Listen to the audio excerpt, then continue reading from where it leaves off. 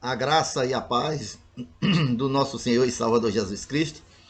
Eu sou o pastor Flávio Neres e estou aqui para a gente compartilhar um pouco, sobre a literatura cristã e sobre mais uma curiosidade que eu quero trazer aqui para você no nosso canal. Eu lhe peço, se você ainda não é inscrito, se inscreva no nosso canal, tá bom? Deixe o seu like aí, compartilhe este vídeo.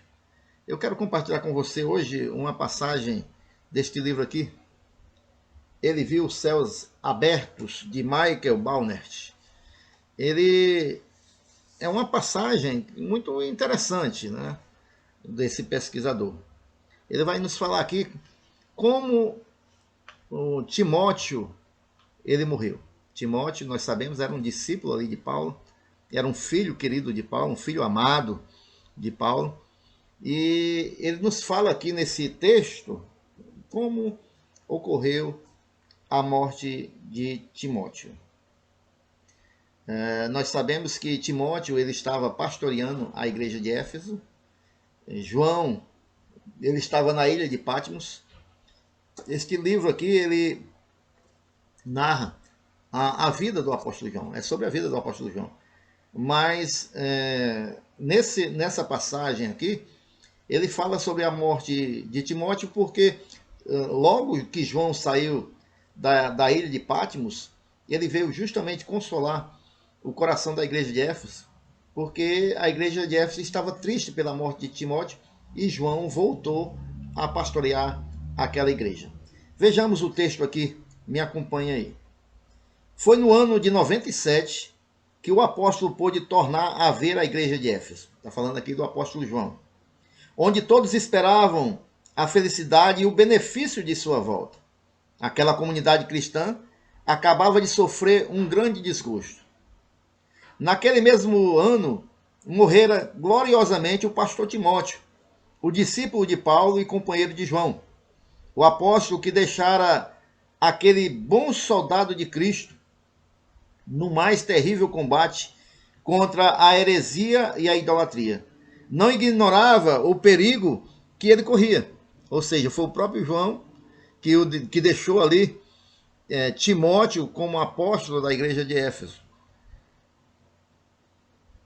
De sua ilha solitária, porque João estava em Patmos, preso na ilha de Patmos, lá onde ele recebeu a revelação do Apocalipse. De sua ilha solitária, João vira e denunciara no Apocalipse as abominações e o que era o pior dos contágios para o rebanho, o da volúpia. Porém, elogiando as grandes obras, o trabalho e a paciência do anjo de Éfeso.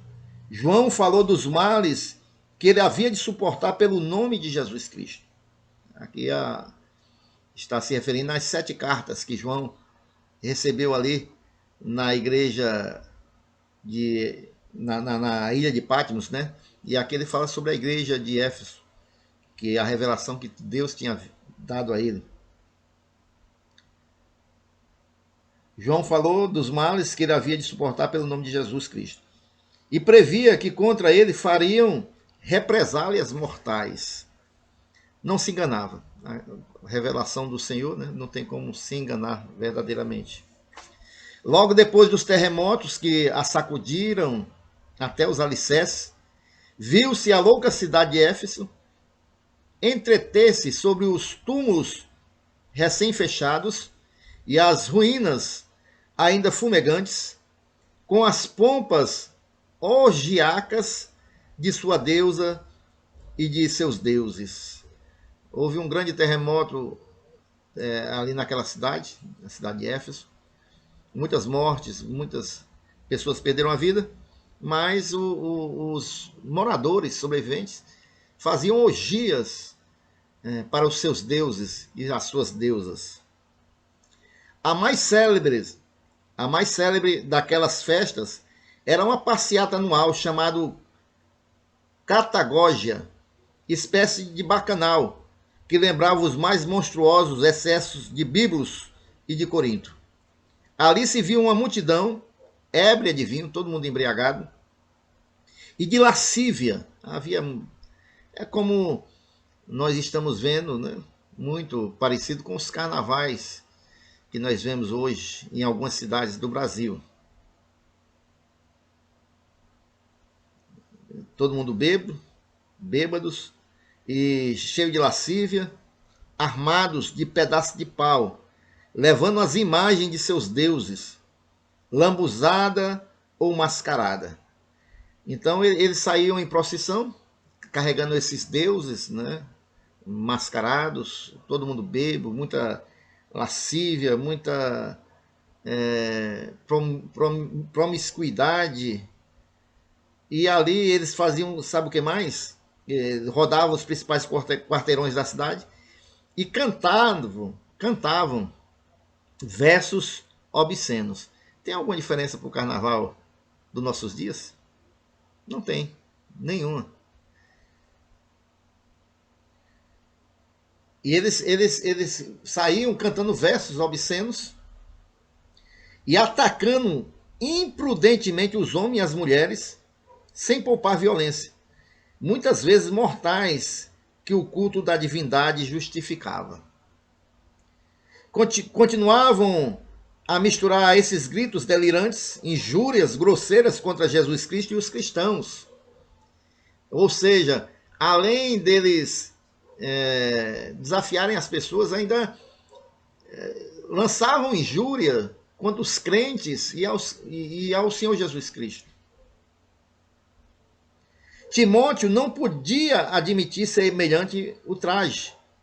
E indignado, não lhe sendo possível mais conter-se, dizem as atas de seu martírio, aqui é da onde ele tirou, né, o relato, esse relato. As atas do martírio de Timóteo. Dizem as atas de seu martírio que ele atirou-se corajosamente à frente daquele ímpio cortejo, protestando em nome de Jesus Cristo contra aquelas blasfêmias. Eles iam em procissão, embriagado, muita lascívia, falando impropérios contra os cristãos, contra o Senhor Jesus. Timóteo ele não pôde se conter. E aí ele parte e fica à frente daquela passeata, daquela procissão, e ele ali busca defender o nome do Senhor Jesus Cristo contra aquelas blasfêmias. Isso era o mesmo que entregasse à morte naquele tempo. Era o mesmo que entregasse à morte. Sua atitude enfureceu o cortejo de devassos e ali eles ficaram já irados contra Timóteo, derrubando-no a pedradas e depois o pisotearam. Vejam só o que fizeram irados. Pegaram em pedras e apedrejaram Timóteo e depois saíram passando por cima do corpo dele, o pisoteando. Não era preciso tanto para acabar com um homem de constituição fraca e que desde há muito levava uma vida muito difícil. Timóteo obteve a coroa da vida eterna, recebeu o galardão, recebeu o seu prêmio, foi fiel até o fim. Ainda respirava quando seus discípulos o levaram à montanha próxima, onde ele expirou no meio das orações deles. Isso ocorreu no começo do ano de 97, segundo ano do reinado do imperador Nerva. Então, foi assim o falecimento de Timóteo, e eu compartilho com você para que nós possamos nos inspirar e ver como os homens de Deus verdadeiramente perseveravam até o fim, verdadeiramente defendiam o nome santo do Senhor Jesus, viviam no meio de uma geração ímpia como a nossa, mas não se encurvavam, não se prostravam, não se contaminavam. Como diz o apóstolo Paulo, lá em Romanos capítulo 12, não se conformavam com este mundo. E nós possamos nos espelhar nos heróis da fé, possamos olhar para a vida desses homens e mártires da igreja e ver o quanto eles honraram o nome do Senhor Jesus e que possa ser um exemplo para nossas vidas como cristãos, como líderes da casa do Senhor. Tá bom?